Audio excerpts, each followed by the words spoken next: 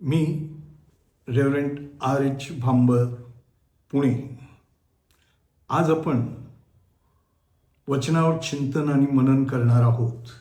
आणि चिंतन आणि मननाचा जो शास्त्रभाग आहे तो आहे स्तोत्रसंहिता 1. हा शास्त्रभाग आपण वाचूया. स्तोत्रसंहिता 1.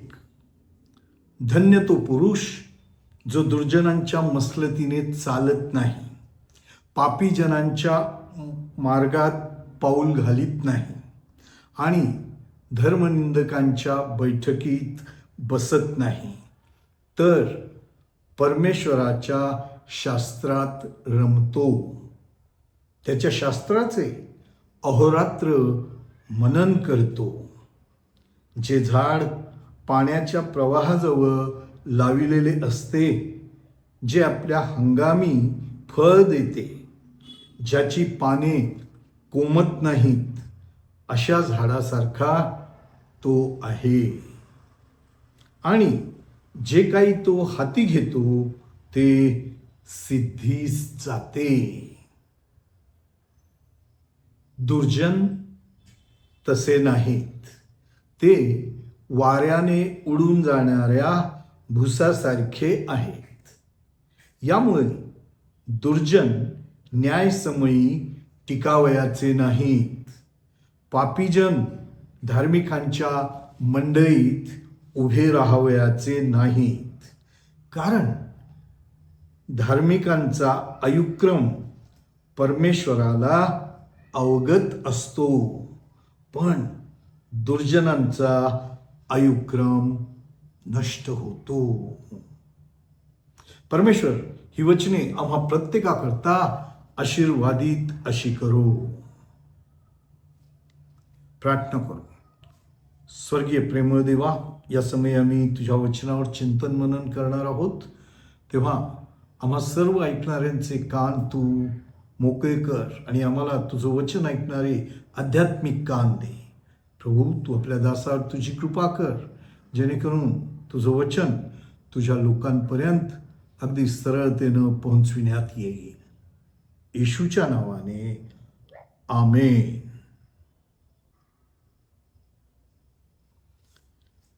माणसाला जीवनामध्ये काय हवं असतं? माणसाला जीवनामध्ये सुख हवं असतं.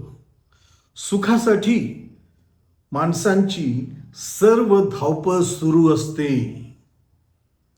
स्तोत्रसंहिता 127 यामध्ये असं सांगितलेलं आहे की तुम्ही पहाटेच उठता, उशिरा विश्रांती घेता व कष्टाचे अन्न खाता.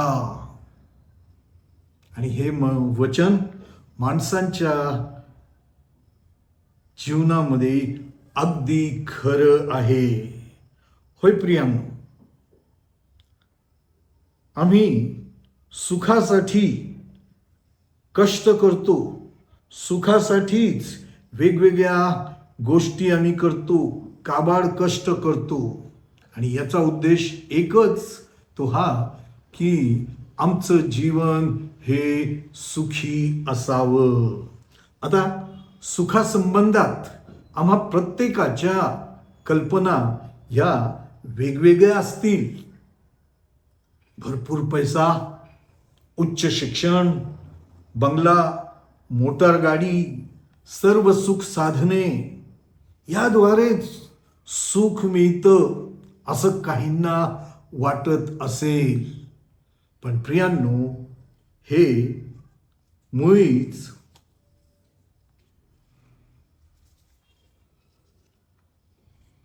बरोबर नाही. हे अगदी चूक आहे.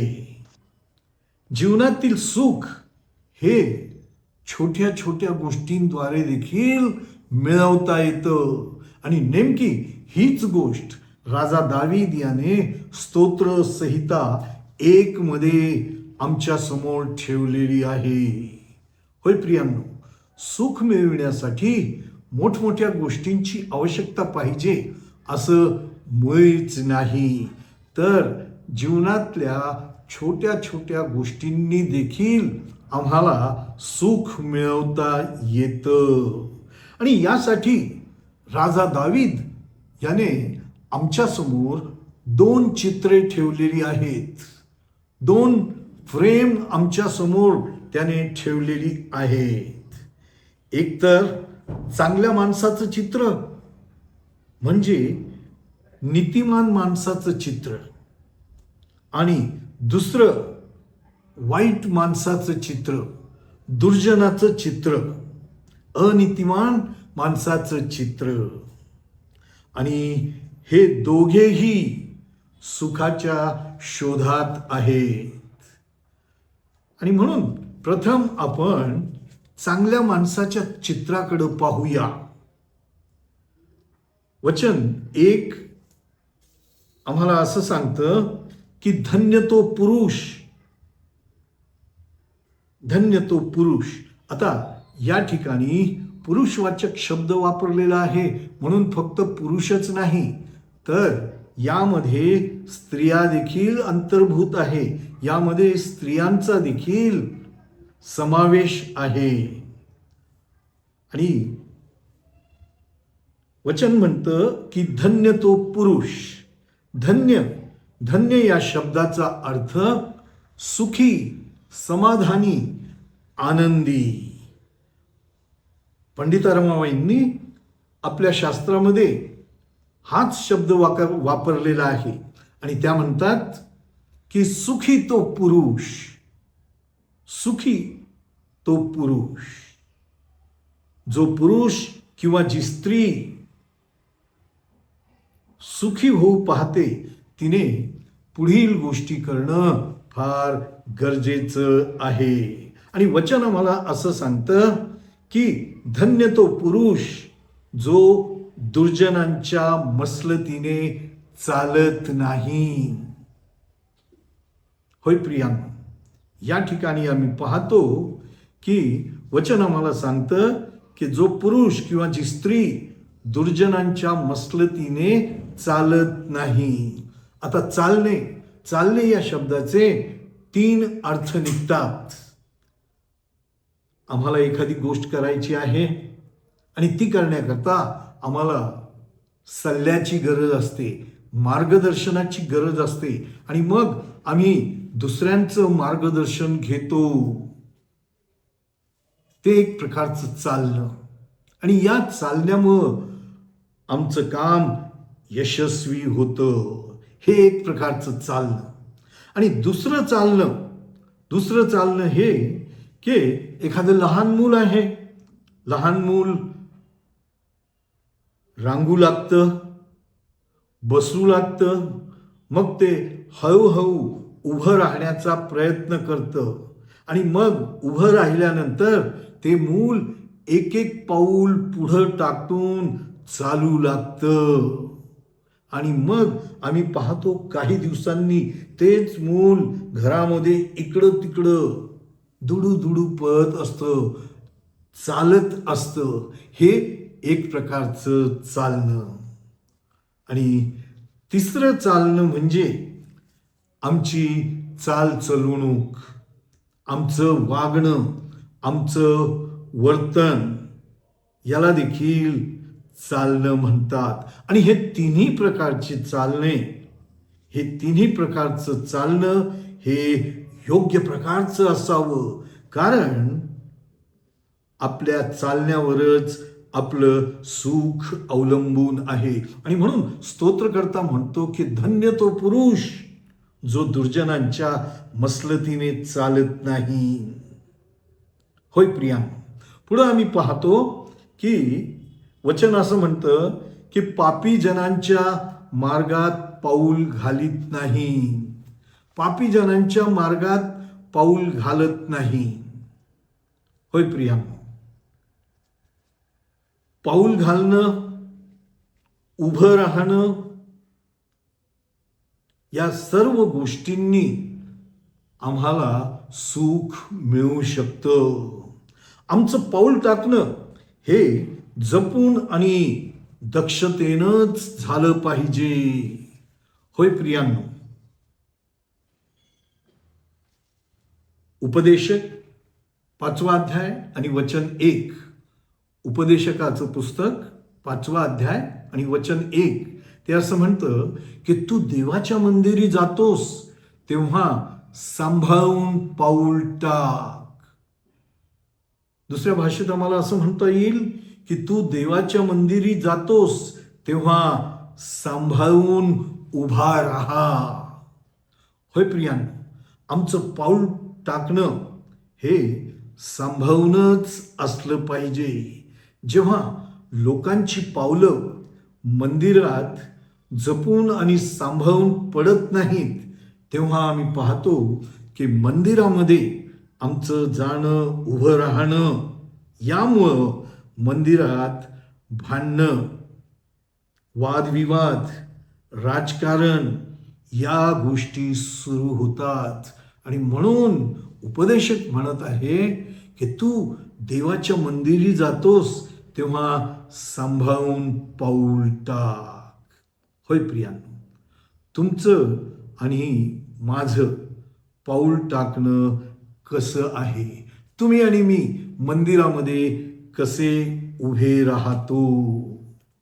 होय प्रियांनो, परमेश्वर आपल्या वचनामध्ये आमच्याकडून काही गोष्टींची अपेक्षा करतो आणि परमेश्वराची अपेक्षा आहे की आम्ही कुठं उभं राहावं हे देखील परमेश्वराच्या वचनात सांगितलेलं आहे.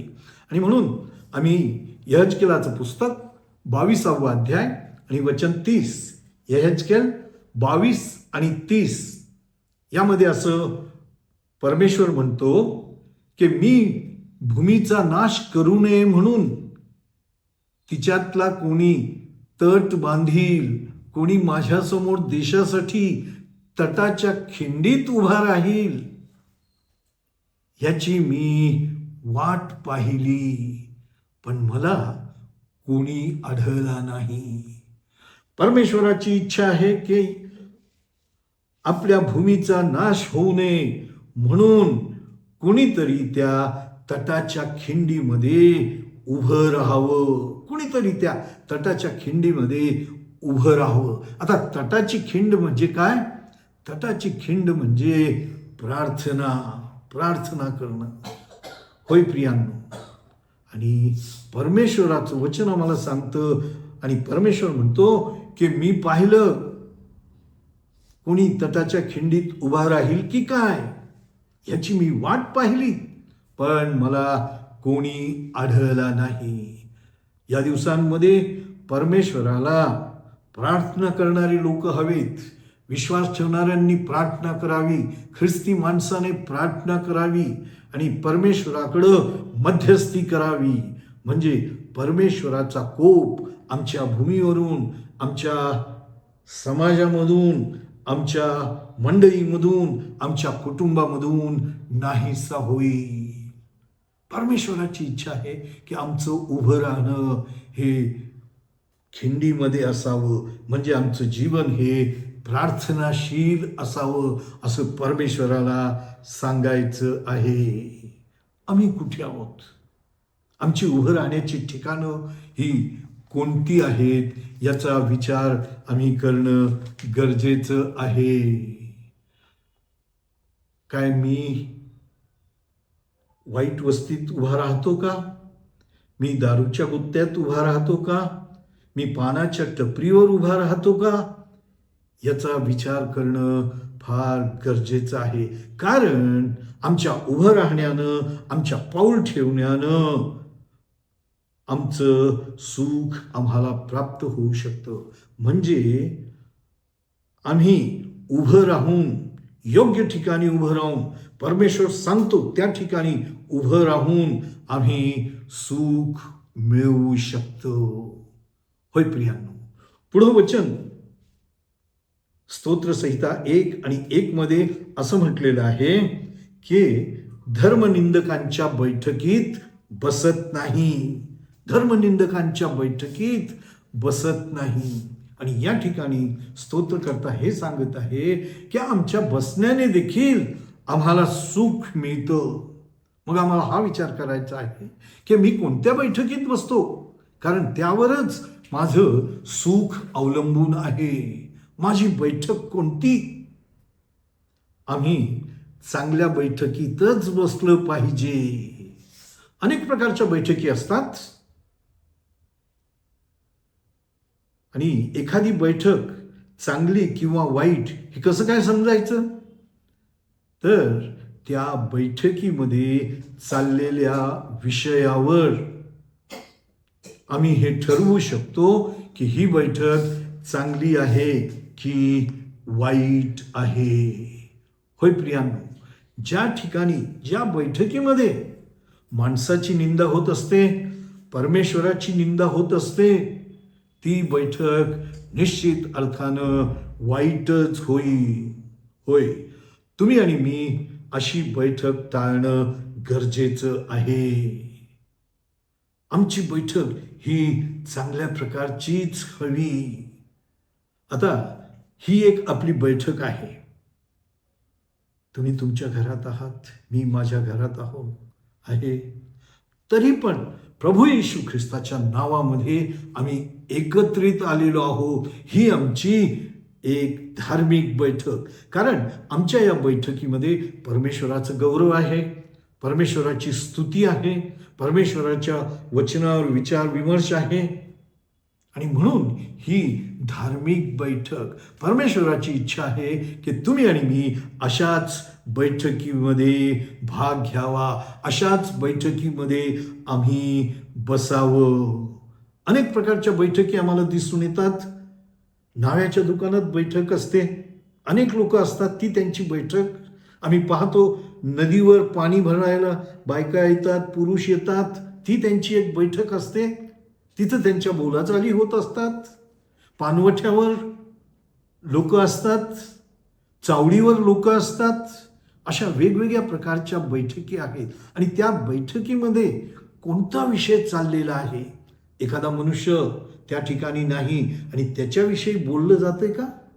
त्याच्याविषयी निंदा नालस्ती होते का?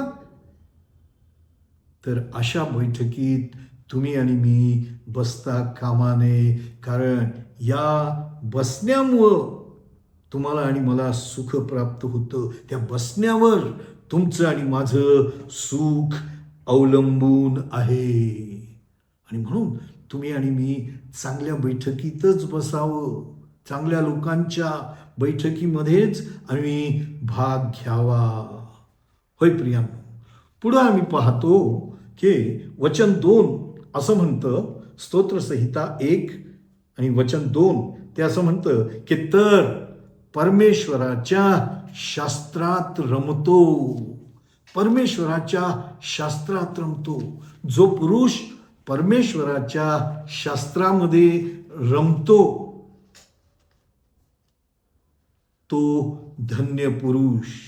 होय प्रियांनो, रमणं म्हणजे विचार करणं, रमणं म्हणजे विचारात गर्क असणं. तुम्ही आणि मी कोणता विचार करीत असतो? तुमचं आणि माझं रमणं कोणत्या गोष्टीमध्ये आहे याचा विचार तुम्ही आणि मी केला पाहिजे. होय प्रियांनो, जर तुमचं आणि माझं विचार करणं हे चांगल्या प्रकारचं नसेल तर निश्चितच तुम्ही आणि मी ज्या सुखाची अपेक्षा करतो त्या सुखापासून आम्ही लांब आहोत हे निश्चित अर्थानं समजावं. होय प्रियांनो, काही जण हा विचार करतात की मला उच्च शिक्षण कसं प्राप्त होईल, how I will get higher education. काही लोकांचा हाच एक ध्यास असतो, याच विचारात ते घडलेले असते की मी उच्च शिक्षण कसं प्राप्त करेल. काही तरुण मुलांना असं वाटतं की मला चांगली नोकरी कशी मिळेल. काही मुलांना वाटतं की मला चांगली बायको कशी मिळेल. काही मुलींना वाटतं मला चांगला नवरा कसा मिळेल. आणि यातच ते आपला वेळ घालवीत असतात. आपलं इप्सित साध्य करण्याकरता ते सतत विचार मग्न असतात आणि त्यातच ते रममाण होतात. पण परमेश्वराचं वचन आम्हाला सांगतं की जो परमेश्वराच्या शास्त्रात रमतो तो पुरुष धन्य. होय प्रियांनो, कारण परमेश्वराचं वचन म्हणजे पवित्र शास्त्र, द बायबल, होली बायबल, हे परमेश्वराचं वचन आहे. आणि ज्यावेळेस आम्ही त्या वचनावर चिंतन मनन करतो, त्या वचनाचा ध्यास घेतो, त्या वचनात आम्ही घडून जातो, तेव्हा सुख आपोआप आमच्या माग येतं. कारण वचनानं सुखप्राप्ती होते. आणि या ठिकाणी म्हटलेलं आहे की परमेश्वराच्या शास्त्रात तेही कसं रमतो? अहोरात्र. अहोरात्र म्हणजे अहर अधिक रात्र. अहर म्हणजे दिवस आणि रात्र म्हणजे रात्र. रात्रंदिवस जो परमेश्वराच्या वचनामध्ये घडतो, परमेश्वराच्या वचनामध्ये रममाण होतो, तोच खरा सुखी पुरुष. हे मी नाही सांगत, हे पवित्र शास्त्र सांगतं. हा स्तोत्रकर्ता तुम्हाला आणि मला हे सांगत आहे. होय प्रियांनो, आमचं चालणं, आमचं उभं राहणं, आमचं बसणं, आमचं शास्त्रामध्ये रमणं, या जीवनातल्या छोट्या छोट्या गोष्टी आहेत, साध्या साध्या गोष्टी आहेत. आणि याद्वारे आम्ही सुख मिळवू शकतो. सुखासाठी मोठमोठ्या गोष्टी पाहिजेत अशातला भाग नाही, पण आमच्या जीवनातल्या या छोट्या छोट्या गोष्टी जेव्हा आम्ही देवाच्या इच्छेप्रमाणे करतो, देवाच्या इच्छेप्रमाणे आम्ही या गोष्टींमध्ये जागृत राहतो, तेव्हा आम्हाला सुखप्राप्ती होऊ शकतं. आणि या छोट्या गोष्टी जो कोणी जपतो, तो पुरुष किंवा ती स्त्री कशी आहे ते पुढे सांगितलेलं आहे. आणि म्हणून वचन 3 असं म्हणतं की जे झाड पाण्याच्या प्रवाहाजवळ लावलेले असते, जे आपल्या हंगामी फळ देते, ज्याची पाने कोमत नाहीत, अशा झाडासारखा तो आहे. म्हणजे एखादा पुरुष जो छोट्या छोट्या गोष्टी जपतो आणि त्याचं जीवन अगदी सुखी होतं, तो पुरुष प्रवाहाजवळ लावलेल्या झाडासारखा आहे. प्रवाहाजवळ म्हणजे एखाद्या झऱ्याकाठी, नदीकाठी, पाणवठ्याकाठी असणारी झाडं ही नेहमी हिरवीगार असतात. अगदी गर्द झाडीची असतात. त्याचप्रमाणे त्यांची पानं सदा सर्वदा हिरवी असतात. आणि जे आपल्या सीझनमध्ये म्हणजे आपल्या हंगामामध्ये फळ देतात, अशा झाडासारखा हा मनुष्य किंवा ही स्त्री असते, असं पवित्र शास्त्र आम्हाला सांगतं. होय प्रियांनो, तुमचं आणि माझं जीवन कसं आहे? काय तुम्ही आणि मी जीवनामध्ये सुखी आहोत का? आमचं सुख आमच्या हातामध्ये आहे. आमच्या छोट्या छोट्या गोष्टींमध्ये आमचं सुख हे दडलेलं आहे. याचा विचार आम्ही करणं फार गरजेचं आहे. होय प्रियांनो, हे झालं राजा दावीद याचं पहिलं चित्र. त्यानं आमच्या समोर ठेवलेलं आहे. सज्जन माणसाचं, सुखी माणसाचं हे पहिलं चित्रण या ठिकाणी आम्हाला पाहायला मिळतं. आता दुसरं चित्र आपण पाहूया. दुसरं चित्र वचन 4 पासून सुरू होतं आणि वचन 4 असं म्हणतं की दुर्जन तसे नाहीत, दुर्जन तसे नाहीत. आणि हे वाईट लोकांचं चित्र आहे, अनीतिमान लोकांचं चित्र आहे.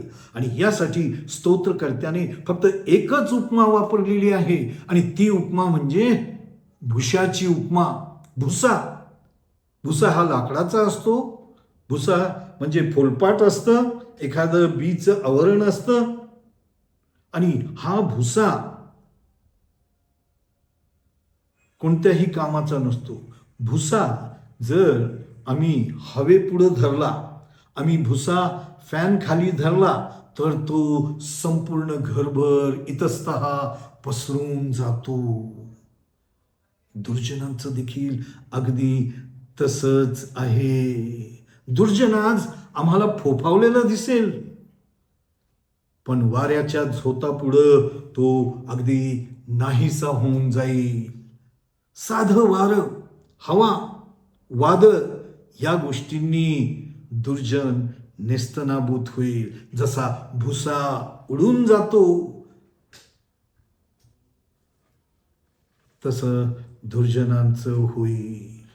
आणि पुढं दुर्जनांविषयी सांगितलेलं आहे की न्यायसमयी तो टिकणार नाही, तो भुशासारखा उडून जाईल, त्याचा आयुष्यक्रम नष्ट होईल, तो धार्मिकांच्या मंडळीमध्ये बसणार नाही.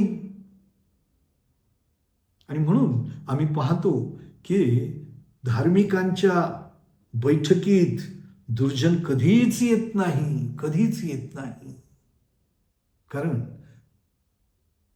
तो धार्मिकांच्या बैठकीपासून लांब लांब पळत असतो आणि त्याचा आयुक्रम हा अगदी नष्ट होणारा असतो. होय प्रियांनो, या ठिकाणी आम्ही पाहतो की राजा दावीद यानं आमच्या समोर अशा पद्धतीनं 2 चित्र ठेवलेली आहेत. एक चांगल्या माणसाचं चित्र, जो चांगला माणूस छोट्या छोट्या गोष्टींनी आपल्या जीवनामध्ये सुख मिळवतो, छोट्या छोट्या गोष्टी तो जपत असतो. हे पहिलं चित्र झालं. आणि दुसरं चित्र आम्ही पाहिलं वाईट माणसाचं चित्र, दुर्जनांचं चित्र, जे भुशासारखे आहेत, जे न्यायसमयी परमेश्वरासमोर टिकणार नाहीत, जे धार्मिकांच्या बैठकीत बसणार नाही, ज्यांचा आयुक्रम हा नष्ट होईल. नष्ट होईल म्हणजे आता तुम्ही त्याला पाहाल, दुर्जनाला तुम्ही पाहाल, पण कदाचित उद्या तो नसणार, उद्या नसणार, तो उडून जाणार आहे, भुशासारखा उडून जाणार आहेत. ही 2 चित्र आमच्या समोर स्तोत्रकर्त्यानं ठेवलेली आहेत. आणि म्हणून या संध्याकाळच्या वेळेस आम्हाला हा विचार करायचा आहे की मी कोणत्या चित्रात बसतो, मी कोणत्या चित्रामध्ये बसतो. चांगल्या माणसाच्या चित्रात बसतो की वाईट माणसाच्या चित्रात, नीतिमानाच्या चित्रात बसतो की अनीतिमानाच्या चित्रात. याचा विचार तुम्ही आणि मी करणं फार गरजेचं आहे. राजा दावीद एक अनुभवी राजा होता आणि त्यानं माणसाच्या जीवनातल्या नेमक्या गोष्टी हेरलेल्या आहेत की सगळेजण सुखाच्या मागं आहेत आणि सुखासाठी आम्हाला मोठमोठ्या गोष्टी पाहिजेतच अशातला भाग नाही, तर आम्ही छोट्या छोट्या गोष्टींनी सुख मिळवू शकतो, हे तो आम्हाला या ठिकाणी सांगत आहे. जीवन सुखी करण्याकरता छोट्या छोट्या गोष्टी आम्ही जपणं गरजेचं आहे. होय प्रियांनो, प्रभू येशू ख्रिस्तानं आपल्या संदेशामध्ये देखील आम्हाला हेच सांगितलेलं आहे. होय प्रियांनो, काय तुम्ही आणि मी आपल्या छोट्या छोट्या गोष्टी जपणारे आहोत का? की तुम्ही आणि मी फोफावलेलो आहोत आणि आम्ही आमच्या स्वतःला सुखी समाधानी समजत आहोत? पण प्रियांनो, जर आम्ही दुर्जनाची फ्रेम निवडली तर निश्चित अर्थानं तुम्ही आणि मी अगदी त्या वाऱ्यानं उडून जाणाऱ्या भुशासारखे बनणार आहोत. आणि म्हणून आम्हाला हा विचार करायचा आहे की मी चांगल्या माणसाच्या चित्रातच बसलं पाहिजे आणि आम्ही आपल्या जीवनामध्ये बदल घडवून आणला पाहिजे. कारण हे परमेश्वराचं वचन आहे आणि ते या संध्याकाळच्या वेळेस आम्हाला विचार करायला लावत आहे की माझी फ्रेम कोणती, मी कोणत्या चित्रात बसतो. देवबाप करो तुम्हाला आणि मला चांगल्या माणसाच्या, नीतिमान माणसाच्या चित्रात बसण्यास तो साह्य आणि मदत करो. आमेन, आमेन. प्रियांनो, हा संदेश जर आपणाला आवडला असेल तर आमच्या या चॅनेलला आपण सबस्क्राईब करा, लाईक करा आणि इतरांना शेअर करा. धन्यवाद.